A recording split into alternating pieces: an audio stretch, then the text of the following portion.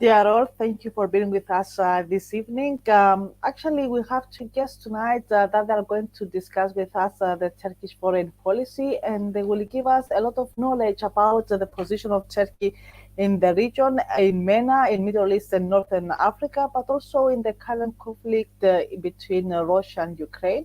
We're going to discuss what are the geopolitical expectations and ambitions of Turkey in regarding the Israeli-Turkish relations, about the ISMED, how this is going to fit in the geopolitical puzzle of Turkey. And also, we're going to discuss about the current developments between Greece and Turkey, the Cyprus problem, and we're going to receive some more explanations that we all need in order to understand Turkey's domestic policy and how this affects the foreign policy as well. It's quite privileged this show, I would say, because we have two guests. One comes from Turkey and the other one comes from Cyprus. So both of us they are specialized in Turkey, and we're going to hear, let's say, the inside voices and what's going on in Turkey this period. It's a pleasure to have with us the Associate Professor Zuhal Mert Ozuner. She's an Associate Professor in Marmara University at the Department of Political Sciences and International Relations. Zuhal, happy to have you with us. Thank you. Thank you. It's a pleasure to be here with all you and your, let's say, the viewers. And the other one is a very good friend, is Dr. Muhyiddin Tolka Ozaklam. I hope I said it well.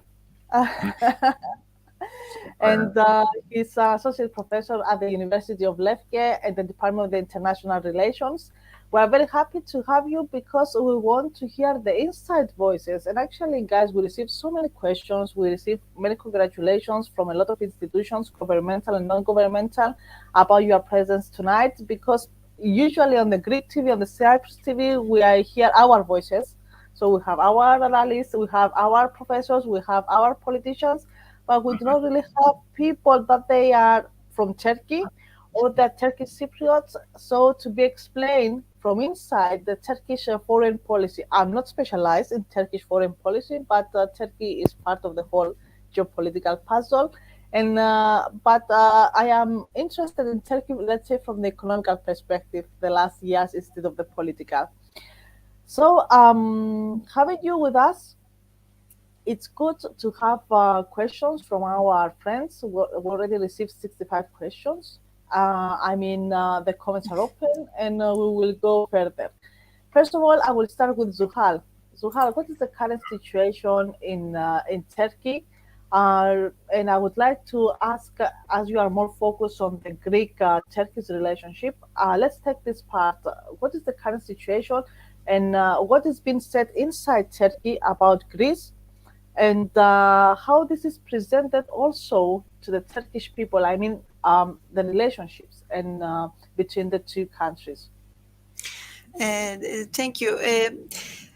In Turkey, we have many discussions, about foreign policy matters. But the most important one, as you can imagine, this Ukrainian-Russian crisis, and what kind of impact it will create around Turkey. Actually, this is something familiar for all countries in our region. I think now we are talking about the geopolitical earthquake, and we are in a time of transition to a new world order, and what kind of order it will be, or is it a transition? Maybe it's let's say temporary crisis in the existing order. So what shall we expect is a real question in Turkey. When you look at Turkish academia, they are inviting us to TV shows frequently to discuss all these matters. I'm sure it is the same for all the countries, but of course academicians have to have a kind of, let's say, the depth in this period in order to make a successful and healthy analysis about what can Academicians, happen. they bring the light, they light people, let's say, and circumstances this period. Of course, we are not fortune tellers, but we try to understand what may happen, what shall happen. So we have to be a little bit careful about peace and order in our region. So this is much more at the center of discussions. And about Turkish position, what shall be the Turkish position is the most important topic, of course. And Turkey has a long the tradition, and in that tradition we have some the important historical turning points, and all the analysis about probable Turkish situation in this crisis and in this transitionary period is related with this memory. So what may happen, what kind of things happened earlier, and what kind of Zuhal, responses we had. when you mention turning points, historical turning points in Turkish history, to what you are referring, actually? I mean, like the Second World War. What happened during the Second World War, or into the First World War, or I mean, maybe the near history is much more at the table of analysis.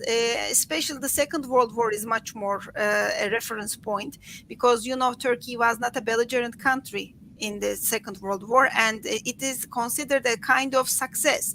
And this is so interesting because at that period of time we had İsmet İnönü as the one of the most important founders of modern Yes, Turkish Republic, and he was the leader of a Republican Party in Turkey, and they are the symbol of secularism and this reforms, deep transformation of society, and it's a kind of challenger against the traditional values. But what is important now in the contemporary discussions, you may see that there are some references to that period of time, because being a non-belligerent country in an atmosphere of fire around you is a success, because if Turkey was a part of the Second World War, it could be disastrous for Turkish people.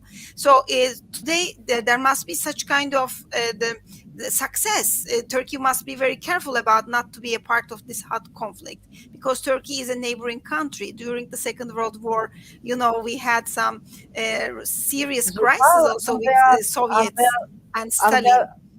there are there discussions currently in Turkey if you need to cross the limits of being neutral and take part with Russia or with Ukraine? There are these kind of voices politically inside Turkey is Turkey. careful about not to be a part of this crisis, because Turkey is the partner of both countries in different areas about security matters, Syria, and about other problems. You can see the rising trends in Turkish-Russian relations.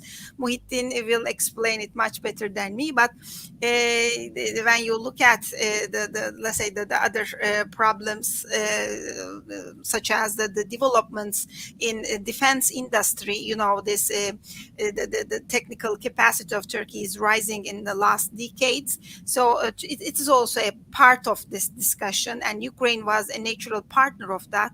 So another matter, Turkey is a NATO member, and it is considered as a very serious part of these discussions for Turkish foreign policy, because Russia, had several difficulties to consider the states equal with itself. So Turkey has such kind of worries about, not Turkey, Turkish academia, I must say, because which Turkey, which Turk. So this is so problematic, let's say, the issue. But what I see when I look at the general discussions, I can see that the Turkey tries to find a very difficult balance in between these, let's say, the fighting sides, and trying to bring them together. And I think this is very valuable. It must be supported, because at the end, even there is a war, so you have to find a way to find a way to solve the problem, or at least bringing a situation of warlessness. So this is very important success, because people are dying at the end. Suhal, in this period, how Turkey sees Greece? Turkish-Greek relations. Yes. So about Turkish-Greek relations, Turkey started to discuss again the rising importance, geopolitical importance of Turkey. And, in the last decade, there was a kind of friction between Greece and Turkey, especially about Eastern Mediterranean. And because the EU membership of Cyprus, Republic of Cyprus, there was a problem for this cooperation in this region, especially inclusion of Turkey. There was discussion even in this Rhodes summit in 2017. Inclusion of Turkey must in this region in order to find a solution for any probable settlement. How it could be, it was a problem. And also there was a consideration that Greece likes, enjoys exclusion of Turkey from the table. This was a general, let's say, the perception. And now there is a chance in front of Turkey to be a part of again the tables. And Turkey was asking since the beginning of this discussion creation of a kind of multilateral diplomacy, a table with inclusion of all the relevant parties in Eastern Mediterranean. How it could be realized, this is a real serious problem. But in the last visit of U.S. Foreign Ministry, so you can see that the United States may be a kind of mediator, finding a way. That's why I say mediator, because they may create methods to overcome existing difficulties and finding out maybe very shortcut solutions for resolution of very contemporary problems, not for all of them, but maybe for some fields of activities. Muhitin, when it goes, please unmute yourself. When it comes to, you have to unmute yourself. When it comes to, Okay. when it comes to Ukraine, at the moment, as Zuhal mentioned, Turkey tries to be neutral and take Mm. advantage of this neutrality. We have seen that the ministers, foreign affairs ministers of Russia and Ukraine, they met in Antalya a few Right. weeks ago. Now, Erdogan is and Cavusoglu, they try to bring together Putin and Zelensky. I don't know how feasible is that. If Bennett didn't manage in Israel, I don't know if Erdogan can do that. It's very debatable. So, Turkey is the country that bought military equipment from Russia, so it's a very good client of Russia. But from the other side, Ukraine is a very good client of Turkey. I mean, they bought the drones and some armaments, and actually, Ukraine supports Turkish defense industry that from buying and purchasing industry now it's coming to an export industry. So it's getting one of the biggest export industries. And I think that the last year is having more exports than imports. Uh-huh. How Turkey is going to defend its neutrality and what Turkey is looking into this relation between with Russia and Ukraine. Okay. First of all, good evening, and thank you very much again for your invitation, kind invitation, and the ready for all. And I think you should say that in Greek because you speak very well Greek. you know, it will be better. And I would like to say that first of all, I think as you have mentioned about the neutrality, I think she is mentioning. I think she is agree with me. Semi-neutral position of Turkey because Turkey already is the member of NATO. You know that since 1952. And there are, of course, some controversial points for Turkey. However, Turkey tries to be away from the war and to take part in the war place and to support by sending troops or by sending weapons. I mean, during the war, because we know that some of the Western countries already they are involved in the war in Ukraine against Russia by supporting Ukraine. And on the other hand, we know that Turkey has close relationship with both countries, as you have underlined this point. And last year, for example, the trade relations, trade volume of trade between Russia and Turkey, it was almost $35 billion. And we know that the development, the relations between Turkey and Ukraine as well. But with Russia, there is a kind of complex interdependency between Turkey and Russia. On the one hand, we can see that the economic relations and the Turkish two-thirds of natural gas is coming from Russia. There is dependence on Russian natural gas. On the other hand, Russian tourists, almost 5 billion every year visiting, except the pandemic, of course, period, visiting Turkish southern part as well. Antalya is called as like Limassol, Antalya Grad, of course. And on the other hand, we know that there is there are some new arrangements among Turkey and Russia. For example, that the Turkish and Russia collaboration regarding the nuclear plant in Mersin Akkuyu. They are still continuing to build up this nuclear plant in the southern part of Turkey, Mersin, just opposite side of Cyprus island. And on the other hand, Turkey had got S-400 from Russia. Why? Because Turkey could not get Patriots from NATO.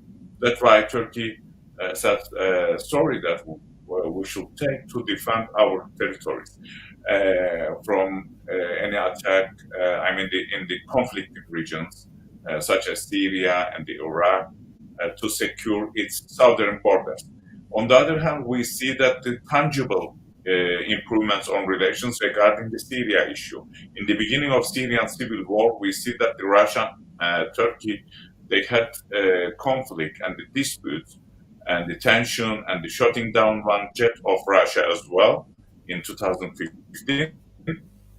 However, afterwards, we see that both they start to cooperate regarding the Syrian civil war. And so, Turkey at the end playing a crucial role. Of course, as you said, that Turkey exporting some military equipment for Ukraine too, and the economic relations improving between Turkey and Ukraine as well. However, Russia cannot be, how to say that, ignored during this process for Turkey economically and strategically as well when we look at the case of Syria. On the other hand, we see at the same time the competitions among Turkey and Russia in the case of Libya, for example, for a while. But at the end, Turkey playing a kind of mediator role because the Turkey now is the opening gate for Russia in terms of economy, in terms of, for example, the airspace, because the airspace of Turkey is open for Russian planes, and it's a kind of bridge between Africa and Russia and other parts of the world as well, because the European countries mostly they have forbidden European Union, forbidden the Russian planes to use their airspaces. And so Turkey playing crucial role in Antalya, they played in Istanbul too, and Turkey referred to the Montreal Convention as well. That shows us, indicates us that Turkey, a kind of semi-neutral country during this war. Yes. Is there a kind of mutual trust between Turkey and Russia? Or let's say that at the moment in Ukraine, they have to collaborate. At the moment in Azerbaijan, after the war, they have to collaborate. In Syria, after the clash, they have to collaborate. Yes. So is it, a long-term plan? There is a mutual trust, or is something temporary and it is an enforcement for diplomacy, stability, and profit? In my opinion, it's a long-term strategy. Why? Because first of all, I forgot to mention about the Azerbaijan and the Karabakh issue, that the Turkey and Russia, they had collaboration in this case as well with Azerbaijan, and the main reason for collaboration that the Pashinyan foreign policy, who was more close to in recently to France West. and Europe, yeah, West at that. And that's why Russia had taken a significant role during the war in Karabakh and collaborating with Turkey. On the other hand, this nuclear plant is very important and a strategic investment for Russia in southern part of Turkey, and the same, of course, for Egypt, because Russia had agreed with Egypt to build up a nuclear plant in Egypt as well. And so, in my opinion, when a country building up a nuclear plant and they're responsible for the security of this plant, and so it means that strategically they have long term, or they should have, let's say. Zuhal, when it comes to in the case that there is a kind of competition between Greece and Turkey, and I'm referring to resources, oil and gas resources that they may exist in the Aegean Sea and south of Crete.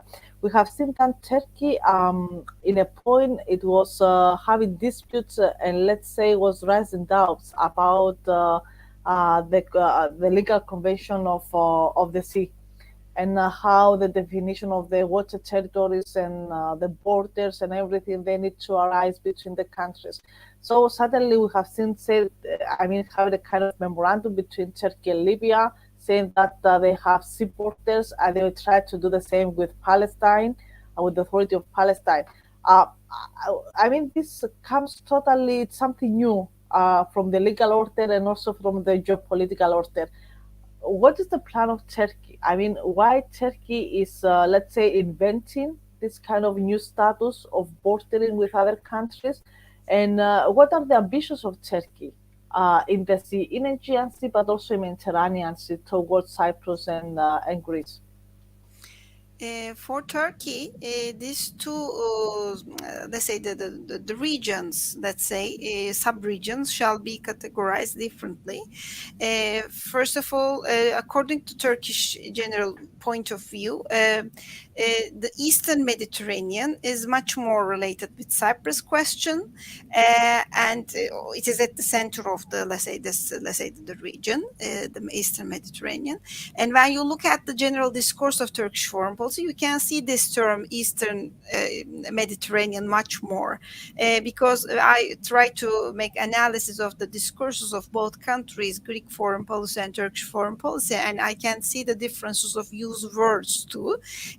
For example, in Greek foreign policy, the usage of the terminology about defining the regions, you can see that there's a kind of southeastern Mediterranean. This is much more concentrated about the Egypt, the Republic of Cyprus, and let's say the Israel cooperation and its connection with Greece and European Union. That kind of perspective was existing inside Greek perspective. And contrary, Turkish foreign policy is using this term of Eastern Mediterranean, and it is much more excluding Greece, like cutting out this, let's say, around the Cretan island by giving limited impact to Cretan island, and creation of a kind of zone, including Egypt, yes, and Libya, Israel, Palestine, Syria, Lebanon, and Turkey.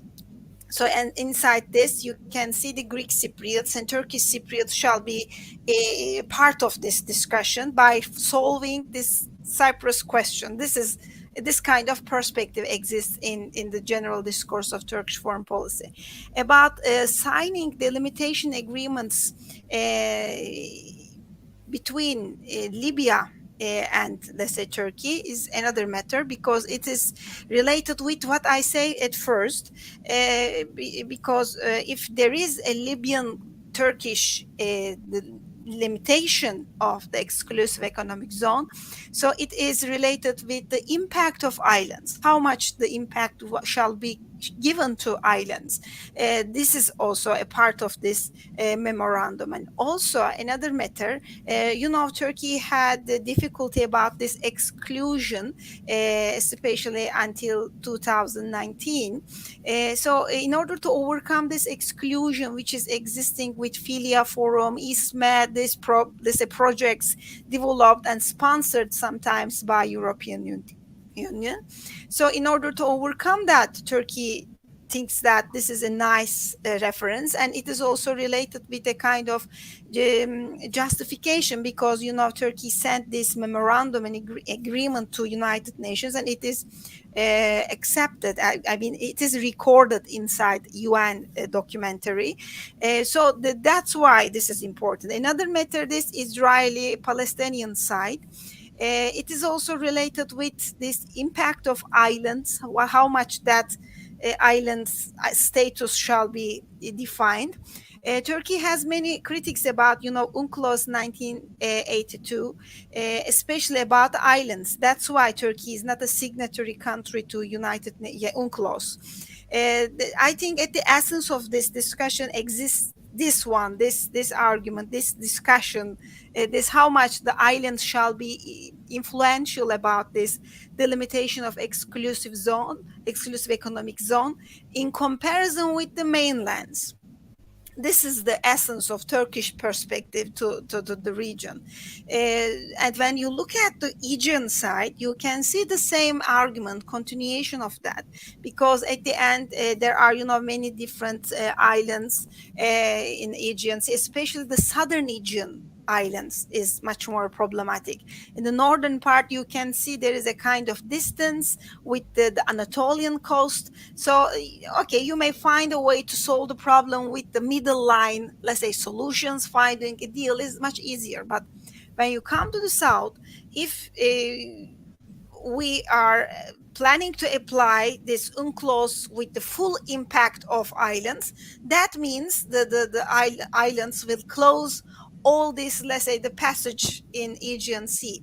What is problematic here, it's not about exclusive economic zone. I need to underline this 12 miles discussion is at the center of Aegean Sea discussions, because territorial waters are not the same thing with continental shelf or exclusive economic zone.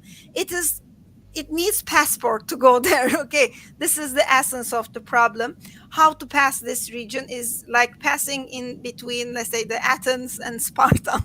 So that's why this is the problem, and maybe it is related with also Zuhal, other cooperations. when is this presented into the Turkish parliament? Hmm. It's totally something new. Turkey was not a signatory in UNCLOS. It makes this kind of memorandum that actually Turkey and Libya, they have sea borders, and it's bypassing Greece and the international sea borders as well. So it was really innovative, let's say. Of course, there were a lot of reactions, and not only by Cyprus and Greece, but also by Italy, Spain, and other Mediterranean countries. So when this goes to the Turkish parliament, are there parties, are there lawmakers that they raise doubts about the foreign policy of Turkey and the way that they are taking of it?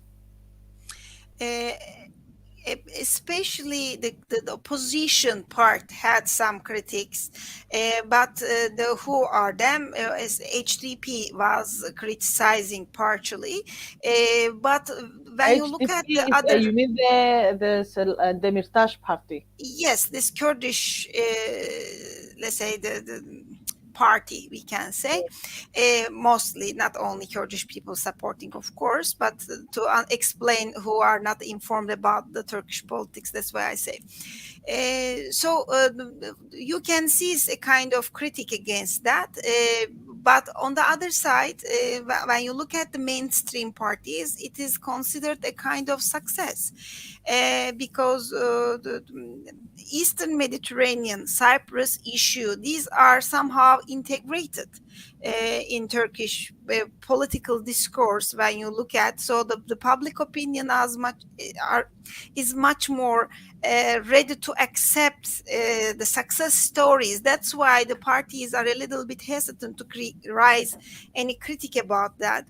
But what I can say, not about this memorandum, this agreement, it is considered a success, but the friction, the military friction between navies, the frigates, created a kind of reaction in Turkish parliament, because there was some, let's say, discussions about the intention of the contemporary government, what is demanded by making this military tension in the region. This kind of critics arising, but generally it is considered as a kind of success, and especially after that you may see the acceptance and sponsorship to the blue homeland doctrine increase much more with Libyan memorandum.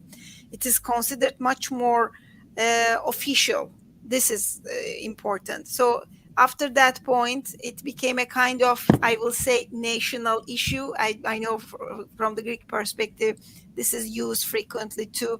These national issues are very, sensitive to touch for popular support. That's why parties are a little bit hesitant to touch these topics. Muhitin, Zuhal also is mentioning something very important about, there is a different definition about the region and the sub-region in the Turkish foreign policy. And agree or disagree someone, it is very interesting how they understand the foreign policy, and shows that there is a deep consolidation of that. But let's come to the Turkish-Israeli relations, and this is Middle East, is Eastern Europe. Turkey and Israel, they have very good relationships since 60s, with the doctrine of periphery that was prepared by United States. So Turkey, Iran, Sudan, and some other countries, they were Muslim but non-Arab countries. They came to support the existence of Israel in the middle of Arab-Israeli wars. There was a period after Mavi Marmara, I think the ship that, Muhyiddin, if you want, unmute yourself, please. You have to unmute yourself. Yeah. So there was a kind of, let's say, public conflict. I wouldn't say it was a real conflict, but it was a public conflict. But we see that in the last period of the service of Netanyahu, and now with Bennett, the recent distance between Israel and Turkey.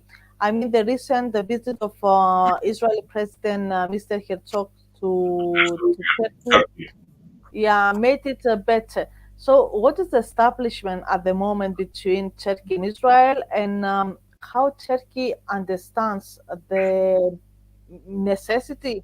I wouldn't say if Turkey agrees politically on its Med project, but if it understands the necessity of such a project from the energy perspective. Okay, but if you allow to me, I would like to mention that point that you all mentioned about the Libya, and you mentioned about Libya-Turkey relations, because the limitation treaty between Libya and Turkey is very important for Turkey and Libya too, of course. Libyan government, the existing government that we talk, and which is recognized by United Nations. It's very important because Turkey has... It was signed with the government of Sarat, correct? Yes, exactly, in 2019, in November. So according to this treaty, Turkey had advantage regarding the exclusive economic zone in Mediterranean, Eastern Mediterranean, because now playing the cards with Turkey can play the cards with Egypt and with Israel as well, and in the case of Cyprus too. On the other hand, about the Israeli-Turkey relations, you talk about Mavi Marmara issue, that the conflict and the tension, you are right. On the other hand, we should not forget that the Turkey and Israeli relations, the Jewish community, they had on the basis of pragmatism and the good relations since 15th century, I think, yes, during the Ottoman period, when the Jewish, they had been deported from East Spain, they have been settled to Ottoman lands. You know that in the history, and the Thessaloniki is the one of these cities, and current Israeli territories as well.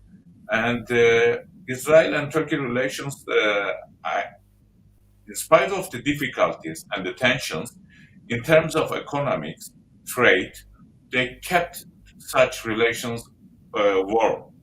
And on the other hand, because the Jewish minority still living in Turkey, and they have their own organizations as well, and economically they have relations with Israel and with the world too.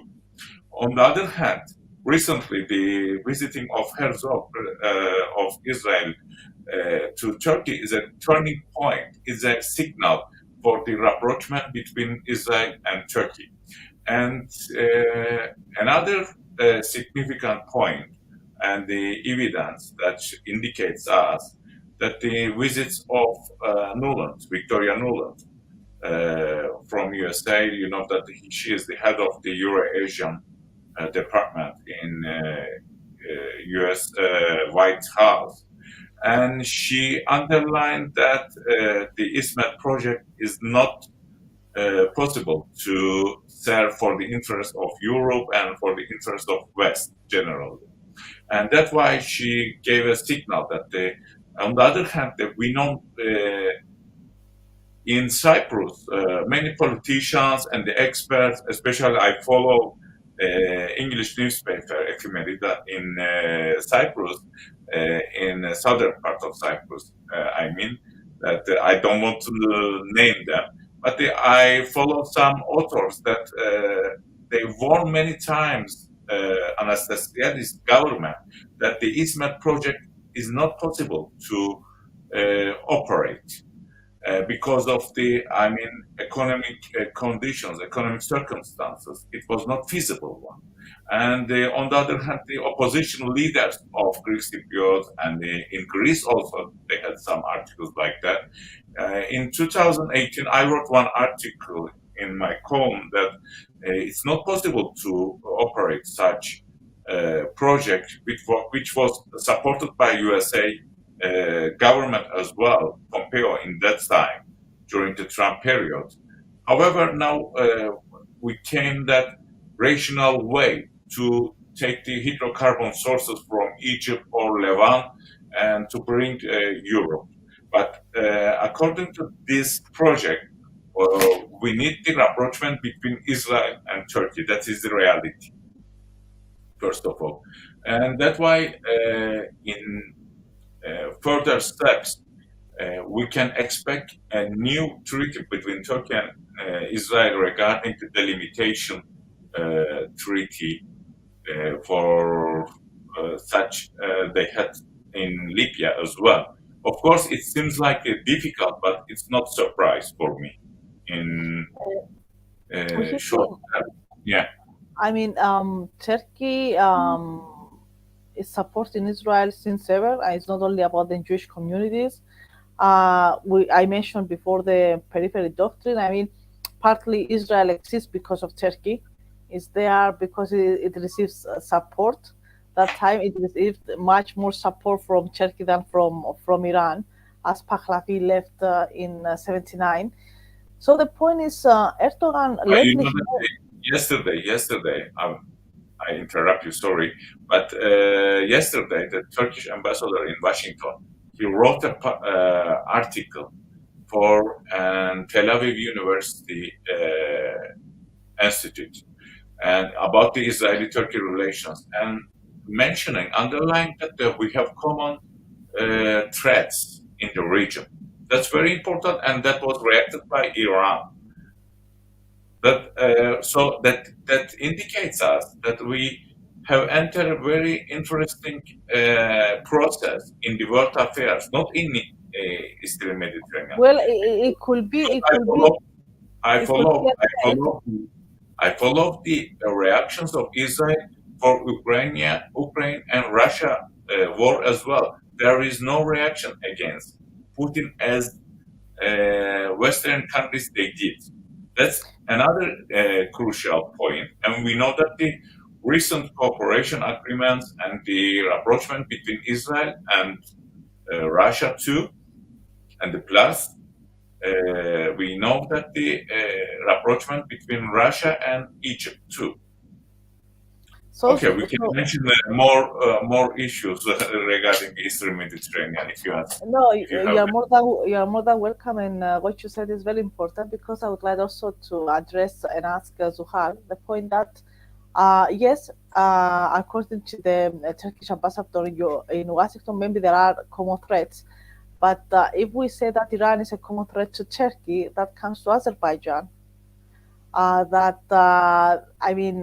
Azerbaijan was part of Iran until 19th century, and then by the Tsars, it was taken to Russia, and it was Ottomanized after the fall of the collapse of the Soviet Union in 1991. So the point is that in Azerbaijan, Zuhal, we have people that by origin they are Persians, they are Shia, but and they have a kind of language that is between Farsi and Turkish. I mean, I can understand Farsi, I can understand Turkish, so I understand them. I mean, it's not very complicated for me to understand what they write and what they say. So, I mean, when I go there, the most public name is Arash, and it's a Persian ancient name coming from the mythology. And Mhm. Aizel is a woman's name, and it's totally Turkish.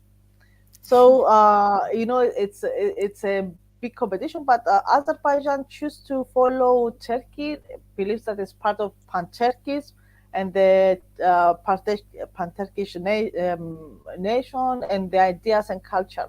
So when it comes to foreign policy of Turkey in Caucasus, I mean, we have the perception that Greece, it's let's say an enemy. We have to put limitations. So the limitation agreements are also limitations to Greece and Cyprus. It says this is our red line, and this is how we are planning our foreign policy. But when it comes to Azerbaijan and the Caspian Lake and all this trade that now it goes here and there by Azerbaijan, a really rich country and very well managed the last 20 years, how does the foreign policy of Turkey understand what's going on in Central Asia and especially in Iran?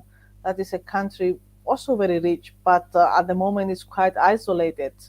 And the only exit, I mean, from the banking perspective and the trade perspective, is sometimes Turkey.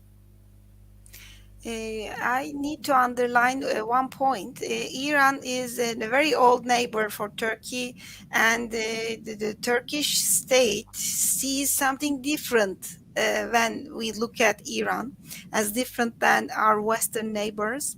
And Turkey has a kind of, it's not a proud, but it's a kind of positive thing to have a long lasting agreement with Iran. We don't have conflict in our eastern border since centuries. So it is considered a kind of created balance with Iran. Of course, Iran and Turkey had several the disagreements, and one of them is, of course, related with this the hot point, this Azeri Turks living in the northern part of Iran. But it's not let's say the big difficulty actually when you look at the reality in the field. They are not ready to be united with Azerbaijan. So because there is a, if I'm not an expert about Iran, but I'm very well informed about that. These people living in the northern Iran has also a kind of solidarity with the Persian history, Persian tradition, and it is also important to underline that Persian tradition is not about only about Islam, Shia. It is also related with the culture existing in this region. And emergence of Shia is so interestingly, let's say, the interesting topic here.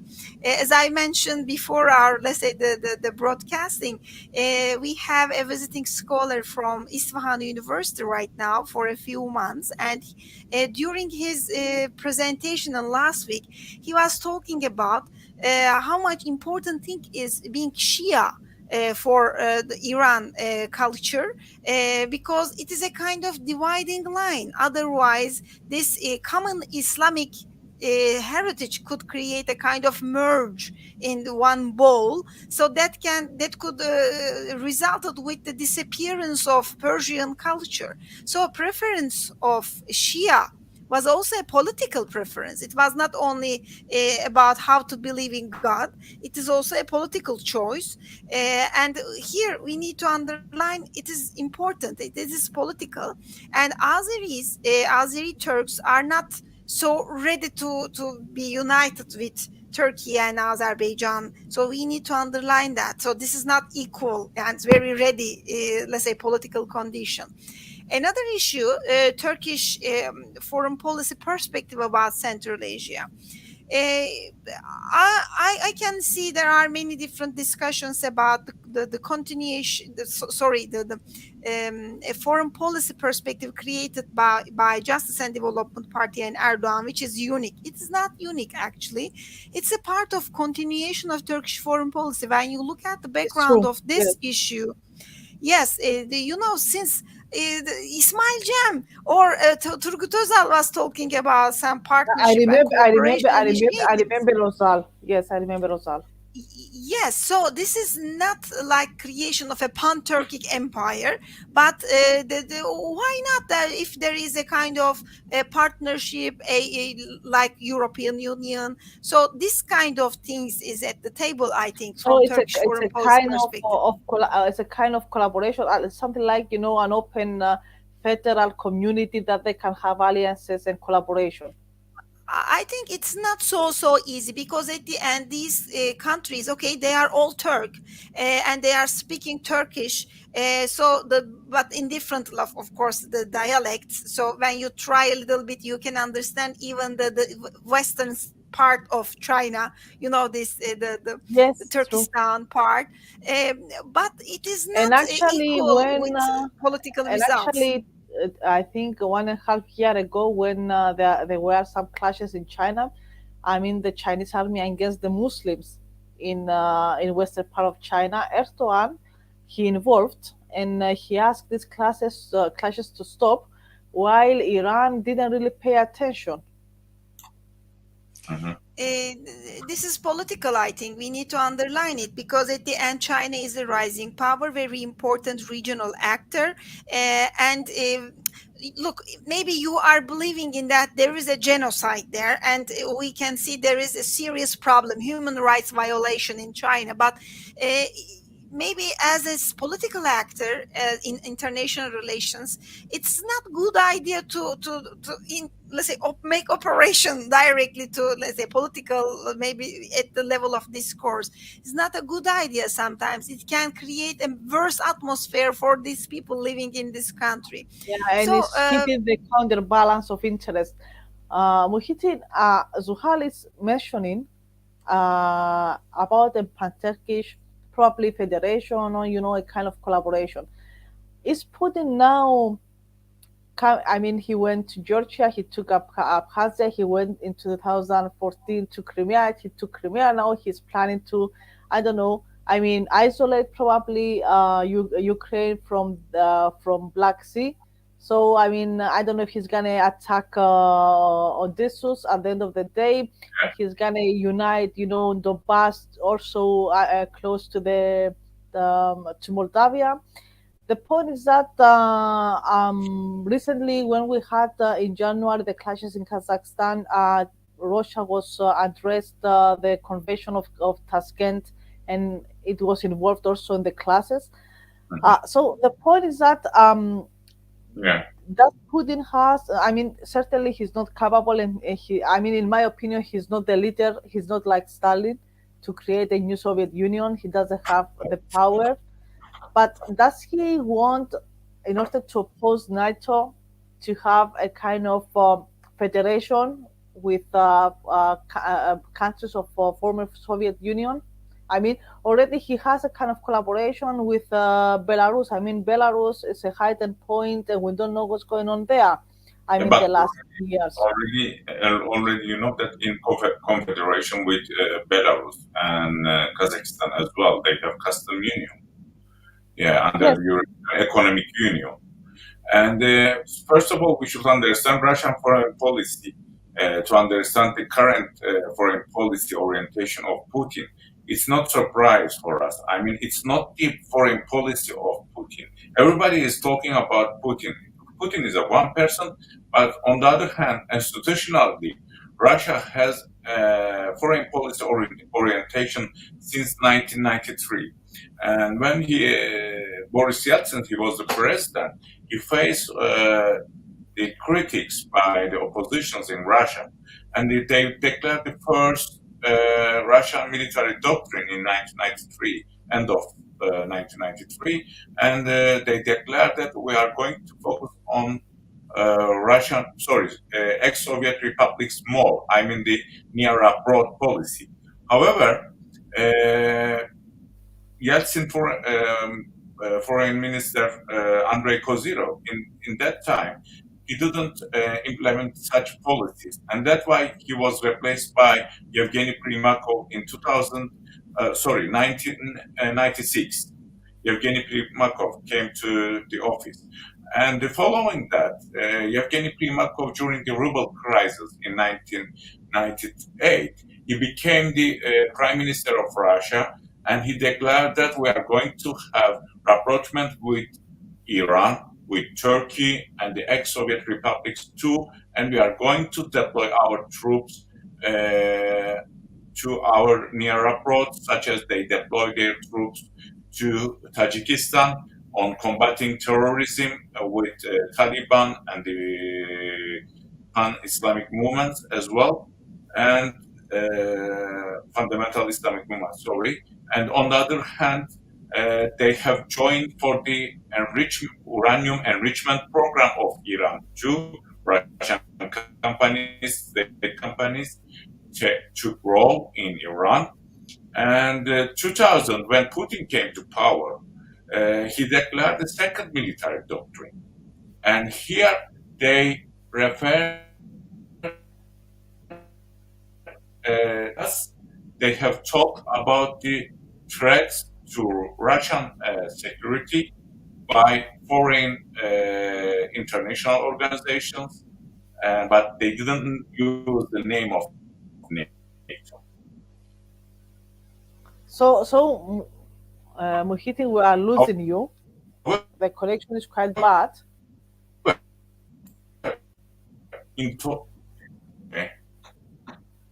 Really, I don't know. Now it's okay. I think it's better. Yes. Could you? Just Muhyiddin. The point is that the question is very specific. Is there any plan by Putin to have a kind of federation with states from ex-Soviet? I mean, not to be one state, but together to be a political power globally. Okay, in 2010, I will say last point regarding the Russian foreign policy orientation, and the points that they named the threat, and that threat is NATO enlargement, which was accepted in 1997 in Madrid summit.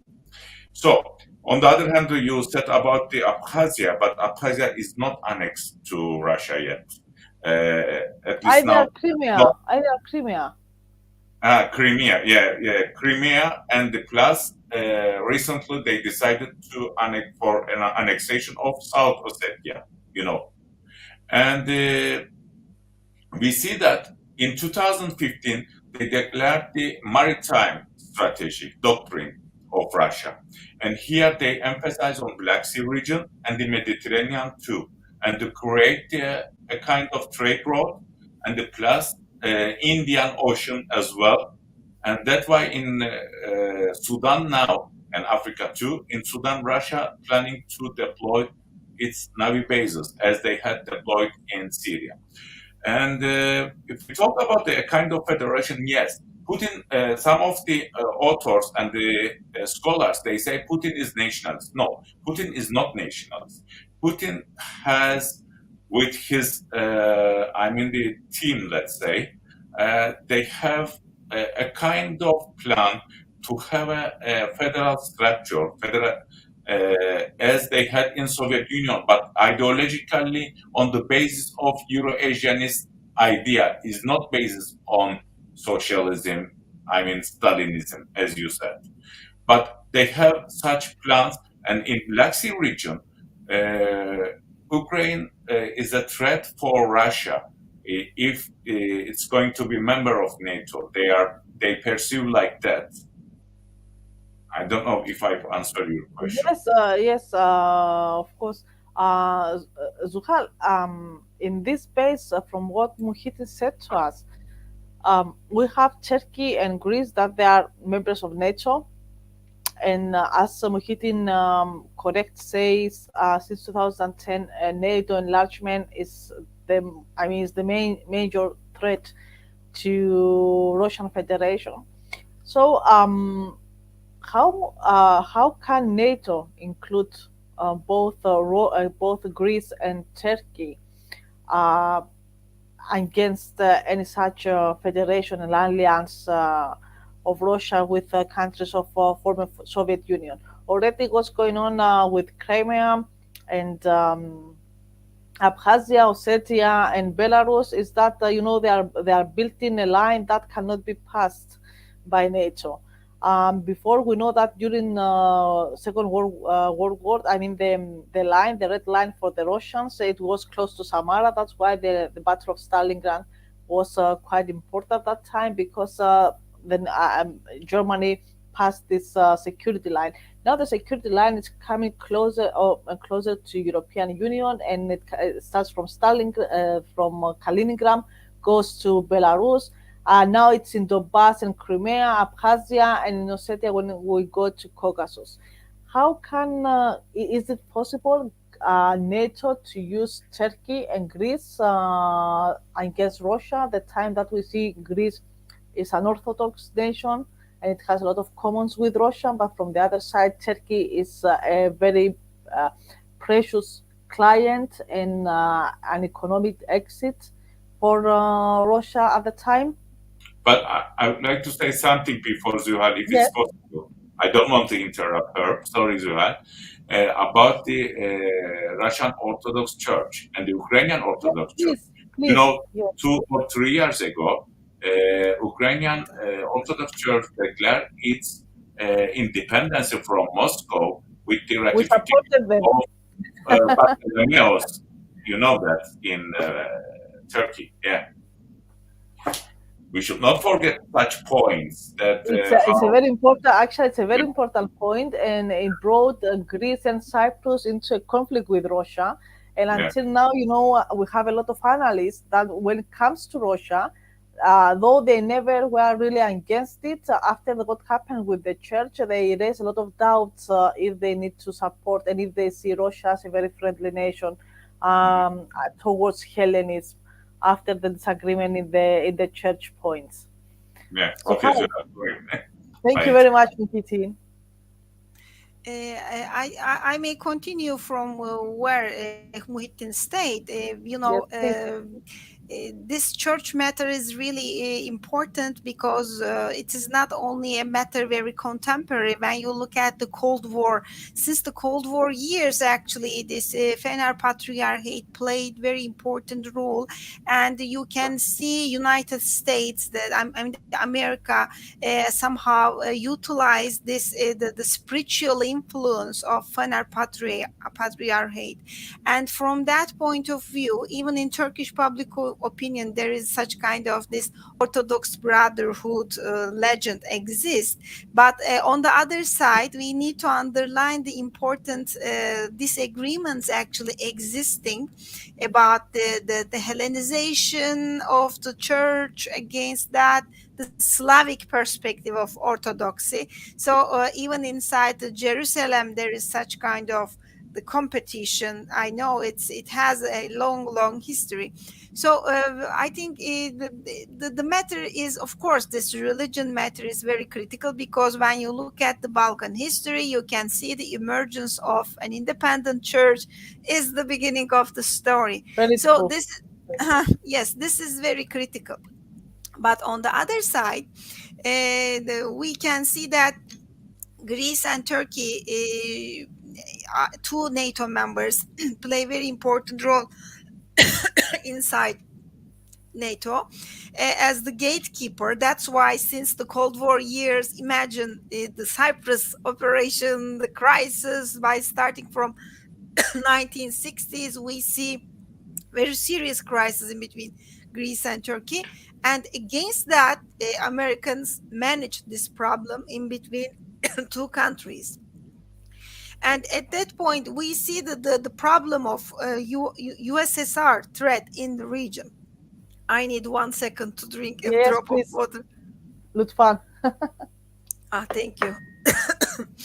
So, why I refer that? Because Turkey has a special relationship with Russia. Turkey wants to keep itself a little bit in different mentality, different than Cold War mentality, different than this imperial backgrounds, this, let's say, the memories, trying to create a, let's say, mind much more let's say, that alternative perspective, what's happening, to understand, to evaluate what's happening around. So from that point of view, Turkey and Greece are in different position, because of not NATO, I think, because of European Union. This is very problematic. When you look at Greece standpoint, it is much more related with EU membership, because EU had a very firm standpoint against, let's say, the Russian, let's say, the invasion in Ukraine, and Turkey in a different position. But what is important, as you mentioned before, NATO played very critical role about Greek-Turkish disagreements and any probable problems. If you remember, during this frigate crisis, during Trump era, Europeans were waiting for the election with hurry, because they don't want to interfere, let's say, in the area, in the reality to this conflict. And NATO was in this mission, and the US So, was in this mission traditionally. That's the why when whole Trump went out, so we see much more interventionist approach in Biden administration about this Greek-Turkish disagreement. So it creates a kind of relaxation, if you remember, especially from the perspective of Germany. Zuhal, so you find that NATO and United States, they have intervened in a more fireman way, to stop the fire between the two countries instead of European Union. I think NATO has much more such kind of role as different than European Union, because its nature, its target, its mission, everything is different, and you cannot compare EU and NATO. They are totally different. Even European Union creates a kind of, let's say, security structure. How it will be, it is still, it's under question, and still there is reference to NATO. That's why I refer NATO again and again. NATO has this security perspective, and it has some tools in its hands. And US is at the essence of that. And if US has such kind of global mission, and we know that now there is such kind of mission under Biden administration, much more. And as a result of that, we can see much more will from the perspective of Americans to intervene any kind of disagreements to solve the problem in this region. Because imagine now we are talking about any probable let's say, the negotiations again in Cyprus. This kind of, let's say, discussions started to emerge again. Why? How? Because if you look at around us, you can Yeah, see that in it's US. Eastern Mediterranean, we see Russia. So we see a rise of Russian military existence in Black Sea. So we are talking about sea geopolitics. So what will happen about Cyprus issue? That maybe we should expect another table with the pressure of United States. So I see that NATO and US is very important about Greek-Turkish disputes. Muhitin, it's true. I didn't think about it, but it's true. I mean, United States, they play much more role in Greek and Turkish relations. Actually, I never anticipated that, but I never get so deep as Zuhal presented it right now, and I think it helps us to understand the big picture of what is going on between the two countries. Muhitin, how do you believe that Turkey is going to react if we see the Republic of Cyprus officially being part of NATO, Yeah, but or it, making an application to get it, into it, NATO? it makes yes, yes. First of all, Republic of Cyprus has to apply for the membership of NATO, and Turkey has made veto right, and that's why, first of all, Republic of Cyprus and the Greek Cypriot leadership has to arrange such processes by using diplomatic means. However, in the case of Cyprus, we should see that we need catalyst role of the energy sources, but all the parties, I mean, all the parties that, including Egypt, including Lebanon, including Israel, and Cyprus and Greece, Turkey, they have to get compromise. On the other hand, no one, for example, mentioning about excluding of Russia from this process. But how they will exclude Russia? For example, in the fourth sector and the ninth sector of Lebanon, Russia had license of drilling and the surveys. And the plus Russia The 30%, Levant, yes. yeah, 30% of 30% of natural gas sources of that region of Egypt, keeping its license and the drilling rights as well. And on the other hand, Russia cooperating with French companies such as Total and any Italian companies. So first of all, we should understand what's happening in this forest. I mean, the general picture, as you say. On the one hand, West and Russia, they have conflict. And on the other hand, we know from trade wars between China and United States, and in the Pacific they have conflict disputes as well. However, on the other hand, the companies of these countries, they have cooperation in some specific regions regarding energy, regarding financial issues, whatever. So we have a multipolar world system now. We are going towards multipolar world system. We see that China's acquisitions and the direct investment, I mean the foreign direct investments in Europe, in Africa, everywhere in Mediterranean, they start to facilitate the ports of Greece, Turkey, Israel, Egypt. On the other hand, Russia expands its military deployments in the region as well, and the economic power too. So how we will solve these problems? We have to work on it. On the other hand, in my opinion, the nature of capitalism is conflictual. And that's why how we will solve such problems. This is the question mark. I am not pessimist, but we should know the realities that everybody is going to run after their interest. They try to Exactly, maximize their exactly. interest.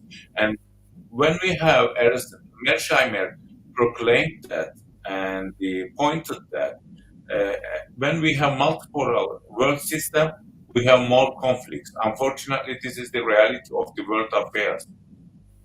So we should understand I mean, the general picture of the world. Muhitin, I had a question, I would like to remind you another issue. We talk about Russian offensive realist policies in the region. That's true. I agree with you and with all people. But we should not forget that, on the other hand, what's going on in Mali, and the France is involved in there, and the competition has competition with the Wagner, the professional army of Russians, and what's happening in Senegal, what's going on in Libya, how French is yeah, involved here, Africa and is raising, also Pacific as well. and Pacific too. And yeah, and because from the part of the research in our company, we are following so much Pacific. We see so many updates, and actually following the different governments and the alliances in Pacific. It's amazing that we see that they want to have foreign experts, bring them to Yeah, Pacific in order to help them to develop and be incorporated into the international system, because now they see themselves that probably they may be a threat between two giants. I mean, China and United States, and we yes, have seen that last summer with the cargoes that China was taking cargoes to United States and to America through Pacific, and they became very expensive because of the yeah, good I know. crisis.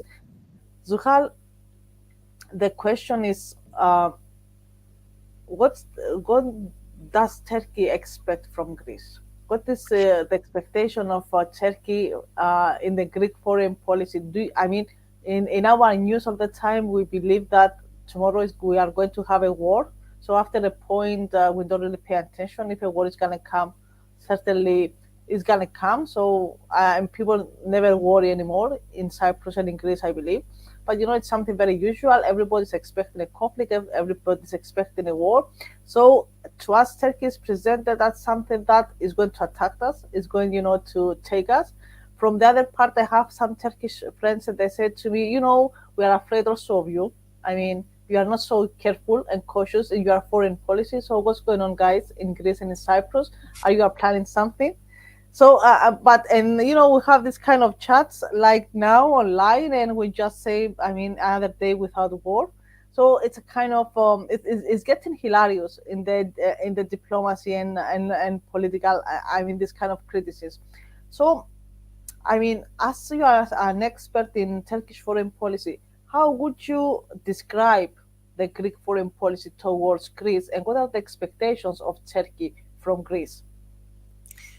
First of all, we need to understand that Turkey is a state, and as a state, it has its own position in international system. So Turkey is not a superpower. So there are some bigger powers, and that's why, as the small and middle powers, we all need an order.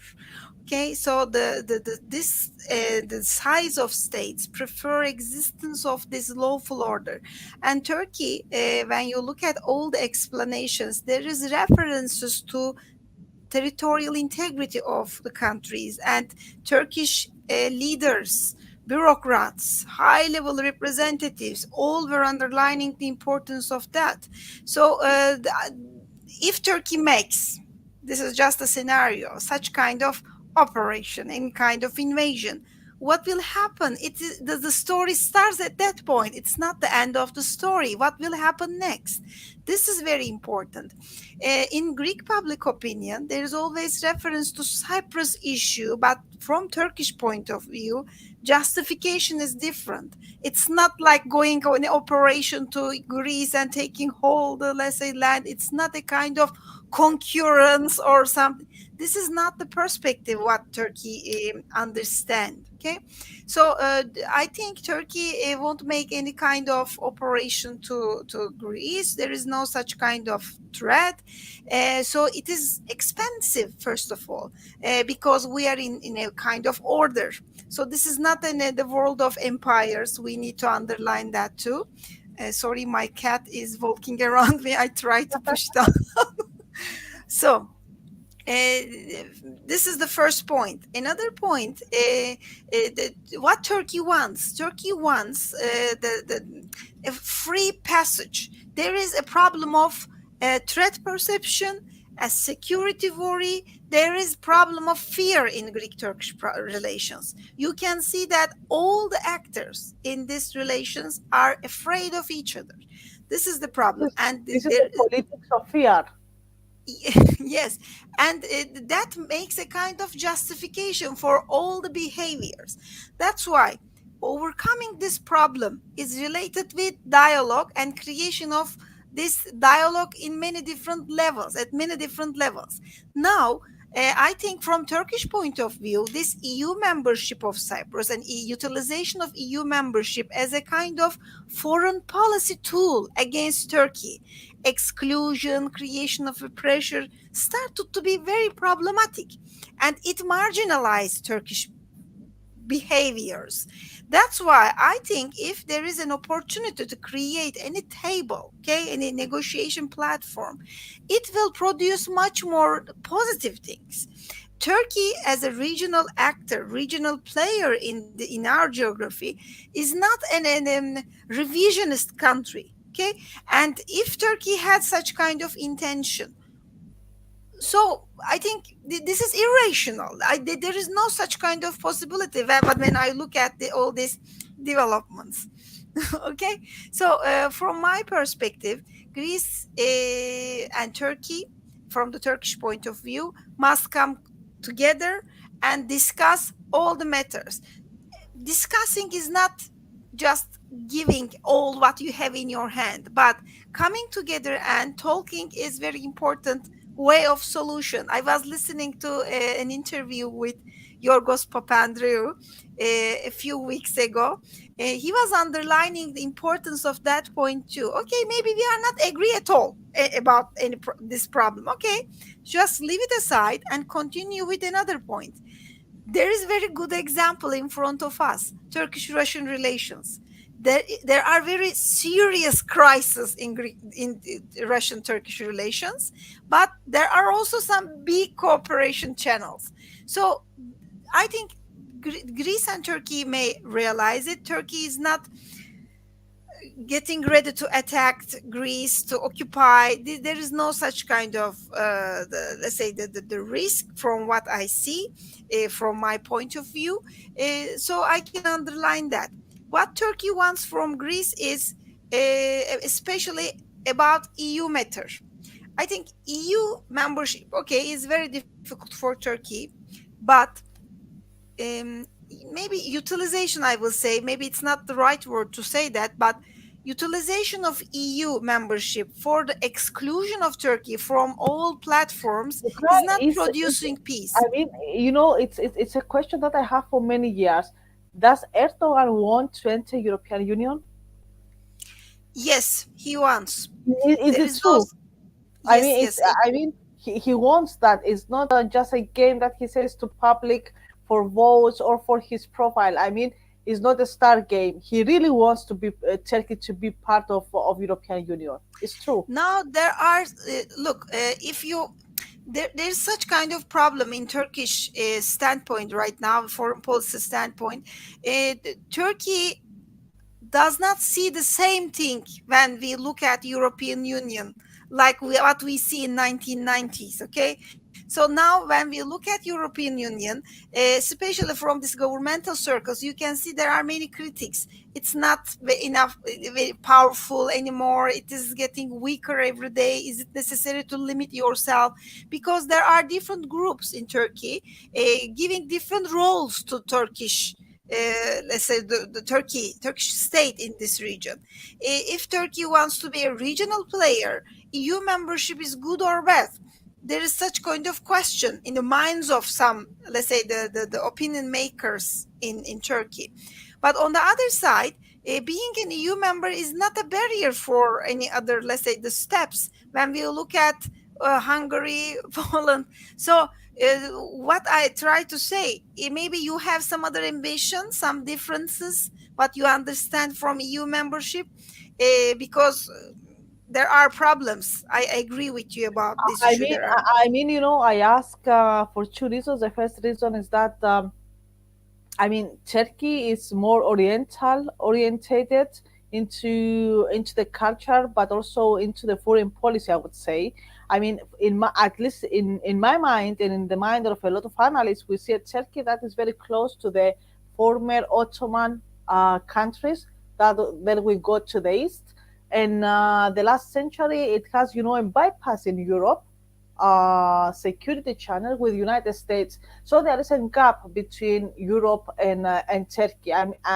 This gap, I mean, it was. I mean, this kind of continental differences in geopolitics, they never came closer the last century. And from the other perspective, I'm asking because I'm Greek, but I live in Cyprus. I'm Greek Cypriot, which means that I don't really know what kind of interest I may have with someone that lives in Luxembourg, or for example in Germany, which means that I'm wondering by myself why we are members of European Union is politically, but from the cultural perspective, certainly I don't have much commons. I mean, as a Cypriot, I have much more commons with the people from Middle East and from my region than from the people that they come from, let's say, from Denmark. This is So a legend. This cultural ties matter. What is the European culture is also another legend. Why I say legend? Because according to me, Russians are a part of European culture. They are not the other of European culture. Why today we are talking about the othering of Russia? They are much closer than Turkey, maybe. Huh? From these cultural matters, maybe we can discuss well, that too. Where is the after limit of the Europe? after the entrance of the eastern countries like Poland and Hungary and Czech Republic, certainly Russians are closer to Europe than us. They are the part of this European culture. So, what is European culture? We must understand the EUization. This is something very secular. You can create such kind of culture on the basis of human rights, democracy, if we are talking about that. So, what we understand from European style of behavior. So, when I look at Turkish society, I can see many different trends, many different perspectives. But as in a remnant of an empire, multi-ethnic empire, you can see many different things you can find in Turkish politics. Turkey is not one form. Okay, there are many different Hybrid Turkey. But society. I need to underline very important point. This prejudice is related with another legend. This is this neo-Ottomanism. What is this neo-Ottomanism? It started Yes, as a we use it very often in it is very schizophrenic. popular, I see. And it create Really it is well, reminding this, let's say, memories again and again. And I think this is wrong. Why? Because when we look at Turkish foreign policy, I see this contemporary developments more. For example, today Turkish Airlines is the most important tool of Turkish foreign policy, and most important investments Correct. are in Africa. They never became a part of Ottoman Empire. So the motive is not creation of Ottoman Empire. So motive is not creation of an empire again. Okay, so this is a kind of the game of our memory for us, because we are learning by referring to previous references in our mind. So we need to see that these prejudices may create a real barrier in front of us. When I look at Turkish preferences, I see more references to the China dominant country. Sorry, the world order, China dominant economic order. So what will be the role of China, Russia in the next century? So these things are much more important for Turkish foreign policy right now. And in this atmosphere, creation of an Ottoman Empire is very irrational. So this is not um, understandable for me, because irrationality in IR literature is not a part of our consideration, let's say, about understanding what's happening around us. So what is important, if we have to understand that the states are rational, they calculate their benefits very well, and there are some benefits and burdens for their behavior and choices. So if it's too expensive, is it there to do that? So this is the way of behavior in this, the foreign policy My making and the, let's say, my action. my teacher in foreign policy a few years ago, he was a very good Russian. He was a very good, I mean, professor. I will not mention the name. He passed away a few years ago, but he was a former Soviet military officer in a high rank position. So he said to me that the states and the foreign policy of the states is like the employees. If it's a good employee, then good employee wants to get a good profit. If the good employee doesn't get good profit from an employer, is going to go to another employer and offer services and get more profit. So it's everything about profitability, but with the best alliances in the best key position. And I think that is What true. you pay for what? This is the important. How much Exactly. you are ready to pay for what? So is it necessary? Why Turkey should occupy Macedonia, Bosnia? So is it necessary? There are some other means to create some other cultural and economic influence if you want. Exactly. So that's why I say this prejudices in our mind, this fears, this things created before poison us when we are trying to understand what's happening around us. So I understand the fears from that point of view, but they are not reflecting reality according to me. So, uh, Muhiti, it's taking neo-Ottomanism, which is something very important. Uh, I would like to ask the following. Zuhal mentioned that there is no neo-Ottomanism in the foreign policy. Very correct. She said, I don't know about if it exists or not. It's something that I mean, a lot of scholars they use it, but she mentioned shown very correct that you don't need to go to territorial expansion for influence. You can do it with using the Turkish Airlines, other economic ties. Even the dependency on economics is much more stronger than having, military bases in a country. But coming, to a point that a lot of Greeks journalists, but also scholars and everything refer to, they say that neo-Ottomanism comes into the mind of Erdogan. And they are saying that it was a few months ago. He mentioned he wants about Mecca. He said that he wants to liberate Jerusalem, Quds.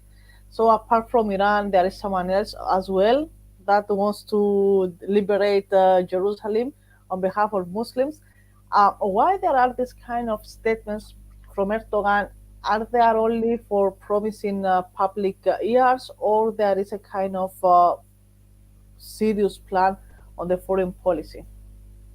Yes, it's an interesting point that you are right that not only Greek or Greek Cypriot scholars or authors they wrote about neo-Ottomanism.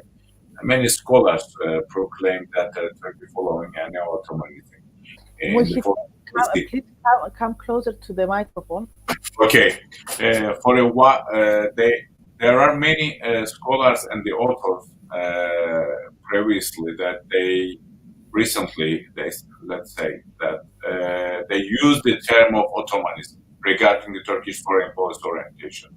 However, for a while, we can say that we can see signs of Ottomanism in the discourses of foreign policy makers of Turkey. However, nowadays we see Turkish foreign policy more pragmatic rather than idealistic and rather than emotional things. I mean, the aspirations. And on the other hand, of course, Turkey tries to expand its influence in some specific regions, and that's not for only Turkey. For example, we can talk about France. They have English channels. You know that even the French, they are very sensitive. They have vulnerabilities regarding their languages. However, nowadays they have English channel. I mean, in global level. On the other hand, Russian today, until the Ukrainian war, that Russia had Russian today in global level, and Turkey has TRT World, of course, to I mean maximize Influence people, yes, and says its to own story. to have communication with other nations, with other countries, and the scholars, whatever. And Iran has television channels in English as well, and in China, Japan, we can say many countries they have such things. On the other hand, Turkish series, even when I switch on my television channel, for example, Extra, I think, we can see in Greek Cypriot channels that Turkish series. And in Serbia, of course, we can see such series as well, that at least 5 or 6 series of Turkey are followed by the Serbians. And in 1990s, that we could not talk such developments, of course, during the war between Bosnians and the Serbians. And we have very different atmosphere in the world affairs and the interesting. People are manipulated for a while. On the other hand, after the earthquake, we remember how the relations developed between Greece and Turkey, in spite of the problems among themselves. And so nowadays, in my opinion, Turkey is following pragmatic foreign policy rather than its aspirations and feelings. Because you know that in the case of Syria, for a while, we can say that the Turkey has played a crucial role in the war, but it was strictly against the Assad regime in there. Now, of course, Turkey is still against Assad regime, but it's not trying to, I mean, for the throwing of Assad in Syria. It underlined the importance of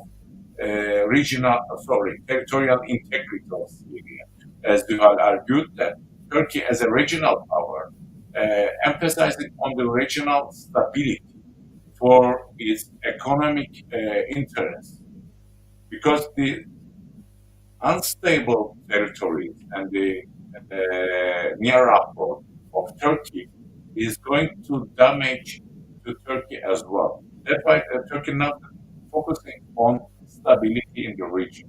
And in Cyprus, of course, I think we have limited time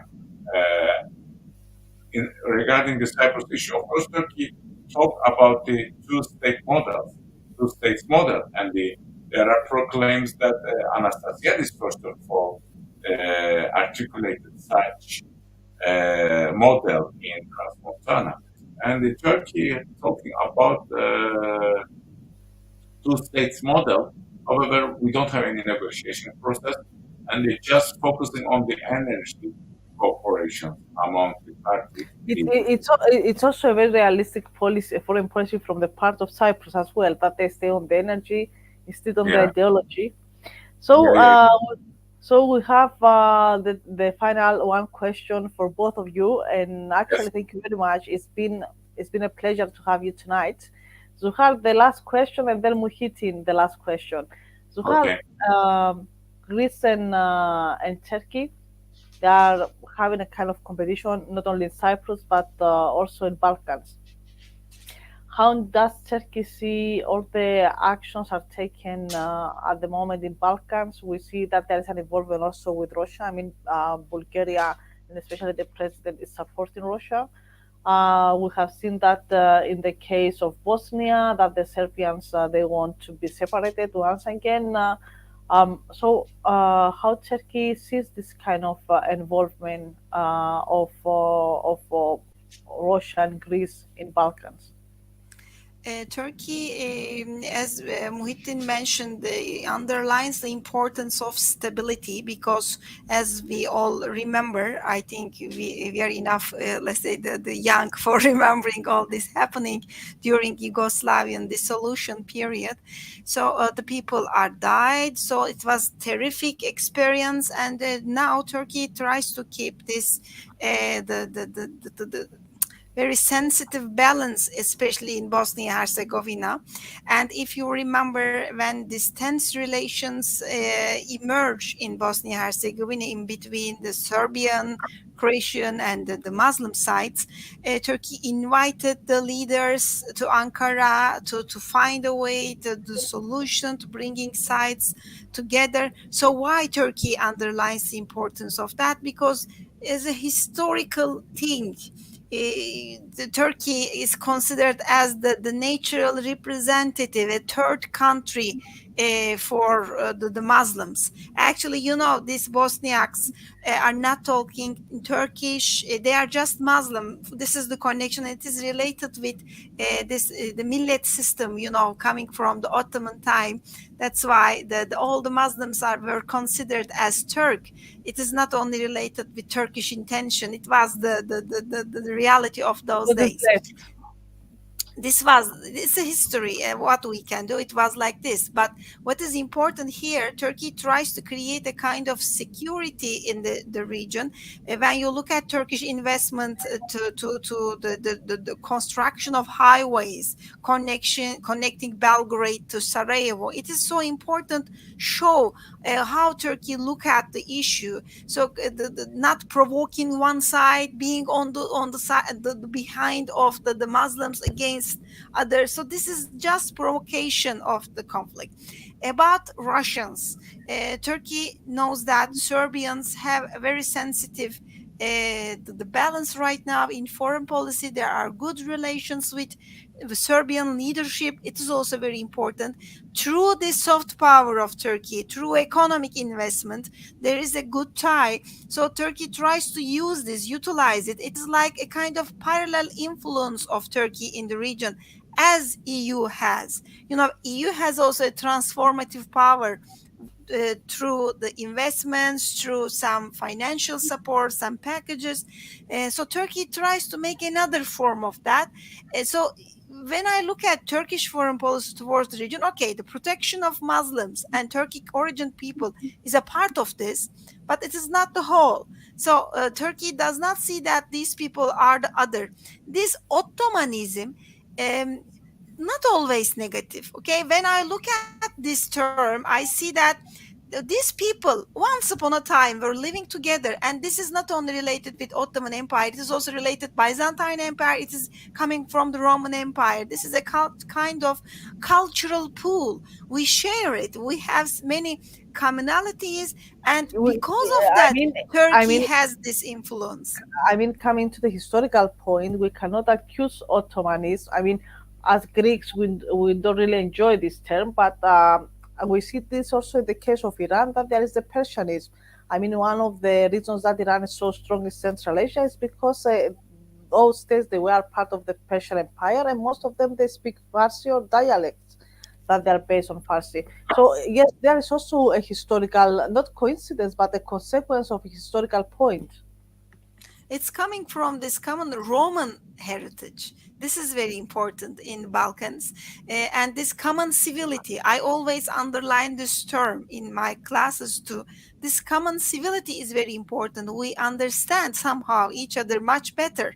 So this is a very important tool for Turkey to communicate with the region. But what is important, these prerequisites, these prejudices can create problem. So this is a new world, this is a new atmosphere. We have new realities. Okay, there are some Polar geopolitical things to realities. refer, but history is not everything. So Putin is not Tsar, Erdogan is not Sultan. So we need to understand that, okay, the populism is everywhere, but what is important, we need to stand on a rational base to understand each other. Muhitin, the question to you is very short, but not easy to answer. Okay. What's next in the Cyprus issue? What's going on with both sides? What is expected from the Turkish Cypriots? Yes. What do actually the Turkish Cypriots expect from the Greek Cypriots on the Cyprus issue? Okay. So first of all, I will add make contribution for the comments of Zuhal about Turkish foreign policy towards Balkans, because we forgot, of course, to talk about the Turkish Stream project, pipeline project, which is with Russia, and that's why Turkey emphasizes on stability, because Turkey economically will benefit from this process, Correct. And Bulgaria as well. We should not forget such developments. And on the other hand, for about EU, EU indicates us that it has some prejudice and the problems inside of it, and they may result with withdrawing of some members of EU in advance because of the economic problems inside of EU as well. Because, for example, regarding Romania, Bulgaria, Hungary, they couldn't, get what they expected from the membership of EU. that's why we may witness such developments in advance. And about Turkish Cypriot, what they expect in nowadays, that of course it's a global level. We have global economic problems, but because of the value of Turkish lira, I mean that it lost, losing its value in the world exchange market. That's why we suffer from such process, and because that all the imports, I mean the products which are imported from Turkey even with euro or dollar, and that's why we pay in dollar or euro or British pound, whatever, but we are paid in Turkish lira. And first of all, Turkish Cypriots, they emphasize on the economic problems. They expect solution, of course. They at least they would like to get a solution, but how? Because after the Annan plan, they are disappointed, and that's why. Because of the rejection of the plan by Greek Cypriot community, and that's why they expected, which we were very close to the solution in Transmontana. And after the Transmontana, not I, because I didn't expect any solution in Transmontana, to tell the truth. And Turkish Cypriots, the people generally, they expected solution. However, they were disappointed the second time, and I mean recently, in recent history. That's why nowadays they don't talk very much about the Cyprus problem regarding the comprehensive solution.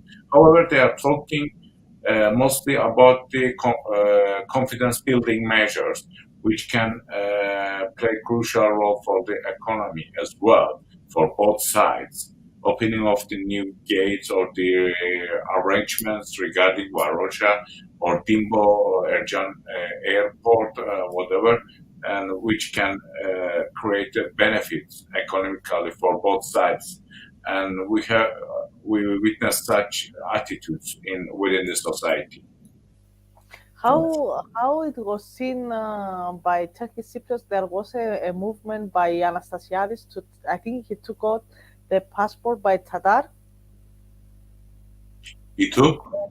He took the Cyprus passport, the passport of the Republic of Cyprus by Tatar and some members of his family. So how, do you remember the story, how this was seen by the Turkish Cypriots? People, they were not interested so much about such issues. So it was a sanction towards Tatar and his family. Yes. Both of you, thank you very much. Teşekkürler. Ευχαριστώ. It was a pleasure having you, and actually we received many comments, and I mean it took us more than it was expected because we had a lot of questions, and the people, they said to us that they felt very comfortable because they receive the opinion of other sides, and it's not the one that we usually hear, or how, for example, Greeks or Greek Cypriots, or for example other scholars, they present the foreign policy of Turkey, but now we hear part of the foreign policy from, people that they speak the language and they do understand and they live the foreign policy of Turkey and they teach it. Zuhal, thank you very much. I know that you were on holidays. You had this lovely cat. So thank you for your invitation. It was a pleasure. So it's a pleasure from our side as well, and we hope that we are going to have more projects from Marmara University and have the chance to join as well and to explain us. I believe that with the new season, when it comes to, September, October, that also from your part you will have on the international chair more news. We'll be happy to host you again with Muhitin and some more colleagues also from Turkey and from Cyprus and discuss about it. And probably from Greece, we can do a kind of panel and discuss the developments in the region. I think it will be very, it will be very important and very innovative. Muhitin, thank you very much because you organized this. Thank you. You talked about that. It was your plan, you brought us Zuhal, and we received very beautiful and very nice opinions about the whole topic. Also, we were expecting to meet you for a coffee, Yeah. so we should arrange this one.